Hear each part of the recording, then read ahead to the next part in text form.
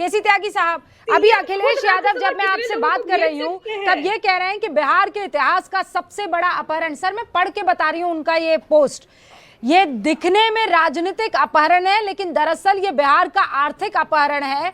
भाजपा ने तो फिरौती में पूरा बिहार मांग लिया, अगला नंबर समझदार को इशारा काफी है। केसी त्यागी साहब।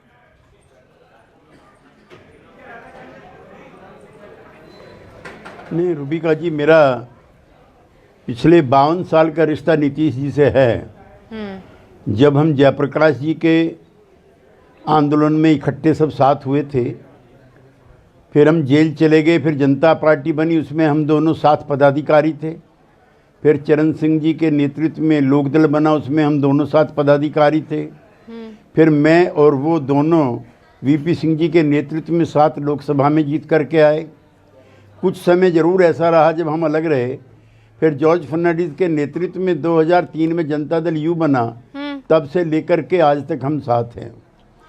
और आप मेरे बारे में जानती हो कि मुझे अति प्रशंसा करने की आदत नहीं है, लेकिन अगर मैं ये कहूँ कि लोहिया और जयप्रकाश की और चरण सिंह की और कर्पूरी ठाकुर की जो समाजवादी आंदोलन की विरासत थी, जिसमें धर्मनिरपेक्षता और आखिरी पीढ़ी के आदमी को सामाजिक न्याय दिलाना ये कसौटी थी, तो उस कसौटी पर मेरे मित्र और साथी नीतीश कुमार अव्वल हैं।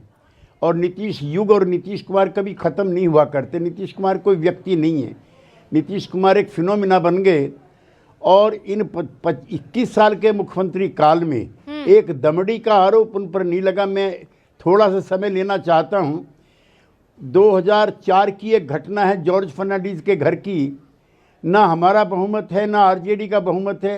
रामविलास जी के 28 एमएलए हैं और वो घोषणा कर देते हैं कि जो मुस्लिम को मुख्यमंत्री बनाएगा हम उसके साथ जाएंगे। एमएलए में फ्रस्ट्रेशन पैदा हो जाता है। जॉर्ज साहब हैं, शरद यादव हैं, नीतीश कुमार हैं, मैं हूँ, ललन सिंह जी हैं और दिग्विजय सिंह जी हैं। उसी बीच में एक नेता कहता है भी अगर कुछ पैसे की व्यवस्था हो जाए तो नीतीश जी मुख्यमंत्री बन जाएंगे। नीतीश कुमार खड़े होते हैं और कहते हैं कि इस पोस्ट पर अगर मुझे मुख्यमंत्री बनना है तो ये पद मुझे स्वीकार नहीं है। वो है नीतीश कुमार। 2014 में जिसका जिक्र हमारी बहन अभी कर रही थी, वो सिर्फ 2 सीट प्राप्त करते हैं लोकसभा की। और वो हमारे जैसे कई साथियों को फ़ोन करते हैं कि मैं आभाहीन होकर के अब राज नहीं चला सकता, मुझे जनता ने मैंडेट नहीं दिया है, और अगले दिन ही वो मुख्यमंत्री पद से इस्तीफा दे देते हैं। देश का अकेला मुख्यमंत्री है जो देश की जनता के किसी मैंडेट का इस तरह से सम्मान करता हो।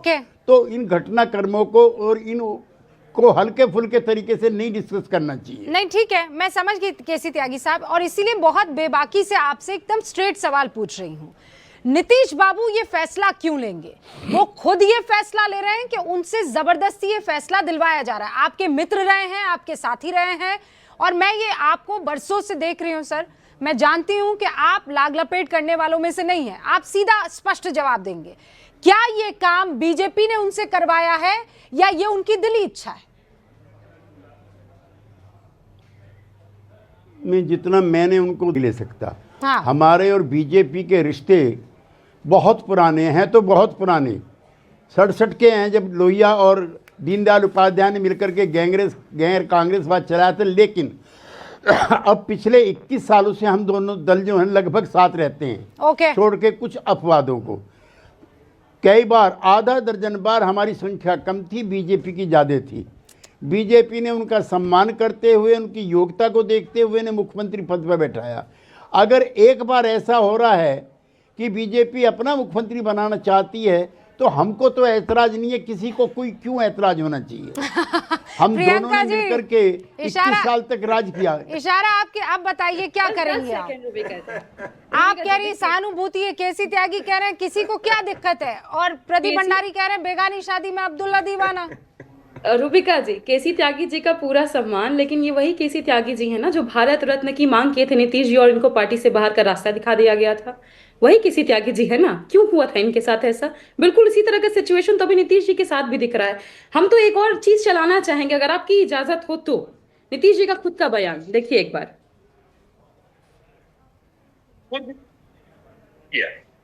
अब उसके बाद यही लोग के अंदर जो जनसंघ वाले लोग थे, आजकल तो नामकरण भाजपा हो गया इनका, कौन गिराया जी कस्तूरी जी को?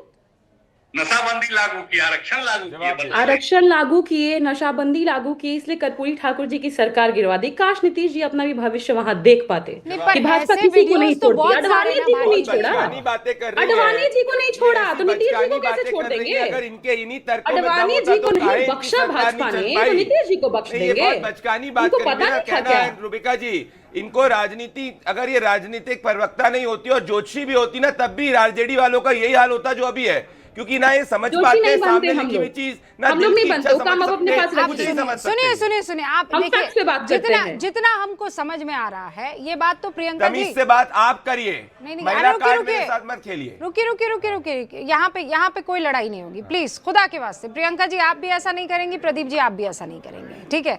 हमको बहुत से बुजुर्ग लोग देखते हैं, बहुत सी महिलाएं देखती हैं, हम उनका पूरा सम्मान करेंगे और बहुत कायदे से हम लोग डिबेट करेंगे। मैं कह रही हूँ कुछ भी हो जाए, मतलब हम एक दूसरे से तर्क वितर्क कर सकते हैं, लेकिन कोई कुतर्क और बदतमीजी पर ना आए। मैं बहुत मोहब्बत में आप लोगों से, आप लोग तो पर्सनली भी मुझे जानते हैं और मैं भी आपको जानती हूँ, इतना जरूर हम संयम रखेंगे, ठीक है? अब मैं हर्षवर्धन जी आपके पास आ रही हूँ कहते हुए, हर्षवर्धन जी मतलब मजा आता तब ना, मैं सच बता रही हूँ, मतलब खबर पढ़ने में भी तब मजा आता है कि अरे नीतीश बाबू रूठ गए हैं, है ना? प्रदीप भंडारी इधर से उधर जा रहे हैं, लोगों को मनाने की कोशिश कर रहे हैं। प्रियंका भारती जो है एकदम इनकलाब के मोड में बाहर आ गई हैं और कह रही हैं कि देखिए हमने तो कहा था, लेकिन ये सब हुआ नहीं है, तो बड़ा एकदम स्मूथ ट्रांजिशन हो गया।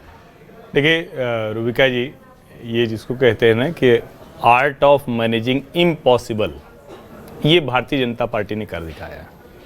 और देखिए प्रियंका जिस खेमे में है, भी स्वाभाविक है उनको ये सब बात बोलना चाहिए, लेकिन मेरा ये मानना है कि राष्ट्रीय जनता दल को ऐसा भी नहीं दिखना चाहिए, क्योंकि नीतीश कुमार के लिए वो क्या क्या अभी कहते रहे चुनाव के दौरान, ये मुख्यमंत्री की कुर्सी के लायक नहीं है, इनकी मानसिक स्थिति ठीक नहीं है। अब दो चीज़ें हैं, अगर नीतीश कुमार एकदम दुरुस्त हैं, मुख्यमंत्री कुर्सी के योग्य, तो कोई दुनिया की ताकत ये नहीं कह सकती, जो उनको जानते हैं, कोई उनको दबाव में ले आए।